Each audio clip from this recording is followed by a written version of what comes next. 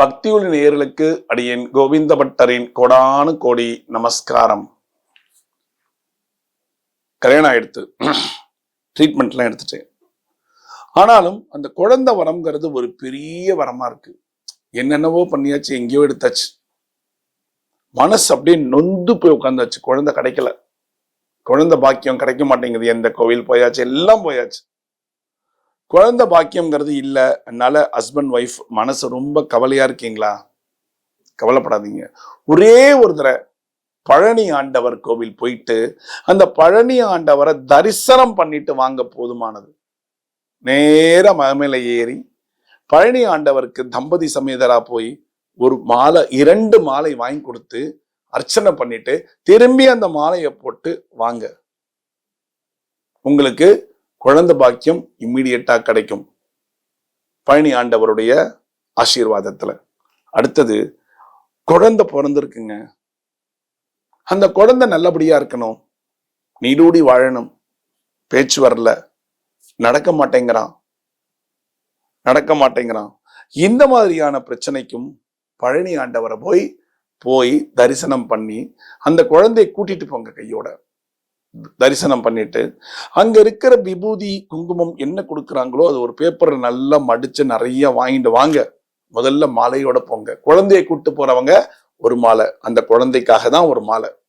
அந்த மாலையை கொண்டு போய் கொடுத்து அர்ச்சனை பண்ணி அந்த மாலையை கேளுங்க, சுவாமிக்கு சாத்திட்டு திருப்பி குழந்தைக்கு போட்டுடுங்க அப்படின்னு சொன்னா நிச்சயமா செய்வாங்க. அப்போ உங்களுடைய பிரார்த்தனை, அர்ச்சனை பண்ணிட்டு மாலையை போட்டுட்டு மாலையோட சுத்தி வர வேண்டும். அதாவது குழந்தை பாக்கியம் வேணுங்கிற தம்பதிகள் போனாங்களா, 2 மாலை வாங்கிட்டு போய் கொடுத்தீங்களா? அந்த 2 மாலையை கொடுத்தோன்னே அந்த அர்ச்சகர்கிட்ட, அந்த குருக்கள் கிட்டயோ அர்ச்சகர்கிட்டயோ நீங்க சொன்னீங்கன்னா, எனக்கு அந்த 2 மாலை திரும்பி வேண்டும், எனக்கு போடுங்க, குழந்தை பாக்கியத்துக்காக வந்திருக்கேன்னு நீங்க சொன்னீங்கன்னா அந்த மாலையை திருப்பி போடுவாங்க, விபூதி கொடுப்பாங்க, கையில எல்லாத்தையும் கொடுப்பாங்க. அந்த மாலையோட நீங்க அந்த கோவில ஒரு 3 சுத்தி வரணும். பிரகாரத்தை அவசரமாலாம் வரக்கூடாது. மெல்லமா 3 சுத்தி வந்து உட்காந்து பிரார்த்தனை பண்ணிக்கோங்க. குழந்தை வரம் வேண்டி இங்கு வந்திருக்கிறேன் பழனி ஆண்டவா, எனக்கு அந்த குழந்தை பாக்கியத்தை சீக்கிரம் கொடு. அந்த குழந்தை இல்லாம எங்களால முடியல, ரொம்ப அப்படியே கஷ்டமா இருக்கு எங்களுக்கு மனசுன்னு செஞ்சீங்கன்னா, மனமுருக, நல்லா புரிஞ்சுக்கோங்க, மனமுருக பழனி ஆண்டவரை வேண்டிங்கன்னா உங்களுக்கு குழந்தை பாக்கியம் அப்படியே கிடைச்சிரும். அதுக்கு அடுத்தது, இந்த குழந்தை இருக்கு இல்லையா, இந்த குழந்தைக்கு நீண்ட ஆயுள் வேணும். அந்த குழந்தை பேச மாட்டேங்கிறா, பேசணும் நன்னா அப்படிங்கிற ஒரு எண்ணம் இருக்கு உங்களுக்கு. அந்த குழந்தை பேசினா நன்னா இருக்கும், குழந்தை நடந்தா நன்னா இருக்கும். இவெல்லாம் குழந்தைய கூட்டிட்டு போய் ஒரு மாலை, ஒரு குழந்தை ஒரு மாலை, 2 குழந்தை 2 மாலை, 3 குழந்தை 3 மாலை, அப்படி ஒரு குழந்தை அப்படின்னா அந்த ஒரு குழந்தைக்கு சின்ன மாலை வாங்கி கொண்டு போய் கொடுங்க. முருகனுக்கு சாத்திட்டு திருப்பி இந்த குழந்தைக்கு போடுங்க அப்படின்னு நீங்க சொன்னீங்கன்னா போடுவாங்க. அந்த குழந்தையை கூட்டிக்கிட்டு நீங்கள் 5 சுத்த வேண்டும். 5 சுத்திட்டு வந்து கோவில்ல உட்கார்ந்து என்ன பிரார்த்தனை, குழந்தைக்கு நீண்ட ஆயுள் வேணுமா அந்த பிரார்த்தனை, இல்ல குழந்தை நன்றாக பேச வேண்டுமா அந்த பிரார்த்தனை, எல்லாத்தையும் மனமுருக வேண்டுங்க. சில குழந்தைகள் பிறந்துடுறாங்க, உடம்பு சரியில்லை, அவங்களுக்கு உடம்பு சரியில்லை, டாக்டர்கிட்ட போறோம் வரோம் எல்லாம் பண்றோம், அந்த குழந்தையை கூட்டிட்டு போக முடியாது. சரி, யாராவது அம்மாவோ அப்பாவோ யாராவது ஒருத்தர் அந்த குழந்தைய பார்த்துக்கணும், அம்மா இருக்கணும். அப்ப அப்பா போயிட்டு வாங்க. போயிட்டு ஒரு மாலையை வாங்கி கொடுத்துட்டு அந்த மாலையை திருப்பி எடுத்துட்டு 9 சுத்திட்டு அங்க உட்காருங்க. உட்காந்துட்டு என்னுடைய குழந்தை நல்லபடியா வரணும், நல்லா இருக்கணும் அப்படின்னு ஒரு பிரார்த்தனையை போட்டுட்டு மாலையோட விபூதியோட வீட்டுக்கு வந்து அந்த குழந்தையோட மேல வச்சு எடுத்துட்டு விபூதியை இட்டுடுங்க.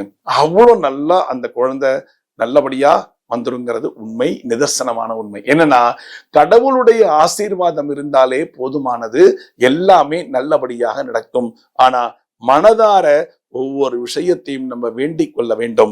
இதுக்கு பேர் என்ன சொல்லுவா, முருகன் கிட்டையும் சரணாகதி அடைய வேண்டும்.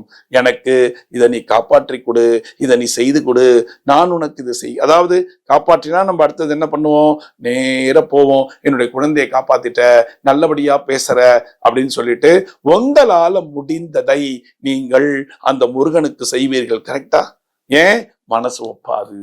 ஏதாவது செய்யணும், முடிந்ததுதான் செய்யணும். நான் இதை நான் வேண்டிக்குங்க, இது நான் நீ செஞ்சுட்டா நான் அதை செய்யறேன் அப்படின்லாம் இல்லை. எந்த வேண்டுதலும் வேண்டாம். ஒரே ஒரு வேண்டுதல் என்ன, என் குழந்தை பேசணும், நான் இதை செய்யறேன், என் குழந்தைய பேசவை. அதெல்லாம் கணக்கு கிடையாது. எனக்கு என் குழந்தைய பேசவை, எனக்கு குழந்தை பாக்கியம் கூட. குழந்தை பிறந்ததுக்கு அப்புறம் நீங்கள் என்னைக்கு முடியுதோ அன்னைக்கு திரும்பவும் அந்த கோவிலுக்கு சென்று உங்களால் என்ன முடியுதோ, இதுதான் பண்ணணும் அதுதான் பண்ணணுங்கிறதுலாம் இல்ல, என்ன முடியுதோ அதை அந்த கோவிலுக்கு வாங்கி கொடுங்க, அந்த சுவாமிக்கு வாங்கி கொடுங்க. வஸ்திரம் வாங்கி கொடுக்கலாம், என்ன முடியுதோ வாங்கி கொடுங்க. அதே மாதிரி நான் குழந்தைக்காக வேண்டினேன், என்ன வேண்டுதலோ என் வேண்டுதலை அந்த பழனி ஆண்டவர் நிறைவேற்றி விட்டார் அப்படின்னா அந்த குழந்தையோட போங்க. போயிட்டு உங்களால என்ன முடியுதோ அங்க வாங்கி கொடுத்துட்டு அங்க 9 சுத்திட்டு பஞ்சாமிர்தத்தை வாங்கிட்டு வந்து வீட்டுக்கு அக்கம் பக்கத்துல எல்லாம் கொடுங்க. உங்க குழந்தையோட ஆயுள் நீடிச்சிருக்கும். உங்களுக்கு குழந்தை பிறக்காதவர்களுக்கு அருமையான குழந்தை பிறக்கும் என்பது நிதர்சனமான உண்மை. இத நீங்க செஞ்சுட்டே இருக்கணும். எப்படி, குழந்தை பிறக்கிற வரைக்கும் நீங்க போயின்னு வாங்க, 1 மாசமோ இல்ல 3 மாசத்துக்கு ஒரு தடவை போங்க. மாசம் நான் ரொம்ப தூரத்துல இருக்கேன் அப்படின்னா பரவாயில்ல, 3 மாசத்துக்கு ஒரு தடவை. குழந்தை பிறக்கிற வரைக்கும் தான், பிறந்ததுக்கு அப்புறம் நன்றி சொல்றதுக்கு போகணும். இதை நீங்க ரெகுலரா செஞ்சுட்டீங்கன்னா உங்களோட வாழ்க்கை ரொம்ப சுபீட்சமா இருக்குங்க. கடவுளை சேவிப்பதற்கு என்ன வேணும், ஒண்ணும் வேண்டாம்ல. 100 ரூபாய் நீங்கள் கடவுளுக்காக செலவு பண்ணா உங்களுக்கு 10,000 ரூபாய் எங்கேருந்தாவது வருங்கிறது ஒரு ஐதீகம். அதனால பெருமாளை போய் சேவிக்கிறதுக்கு நீங்க ஐயோ இவ்வளவு செலவாச்சே நினைக்காதீங்க. பக்தி ஒரு வைப்ரேஷன் தான். செய்றீங்களா? செஞ்சுட்டு உங்களுக்கு சந்தான பாக்கியம் ஏற்பட வேண்டும் என்று எல்லாம் வல்ல பழனி ஆண்டவரை நானும் பிரார்த்திக்கிறேன். உங்கள் குழந்தைகள் ஆரோக்கியத்தோடும் ஆயுளோடும் நன்றாக இருக்க வேணுமாய் நானும் எல்லாம் வல்ல பழனி ஆண்டவரை பிரார்த்திக்கிறேன். மீண்டும் ஒரு சாஸ்திர சம்பிரதாயத்தை நான் உங்களை சந்திக்கிறேன். பக்தி ஒளி நேயர்களுக்கு கோவிந்த பட்டரின் கோடானு கோடி நன்றிகள்.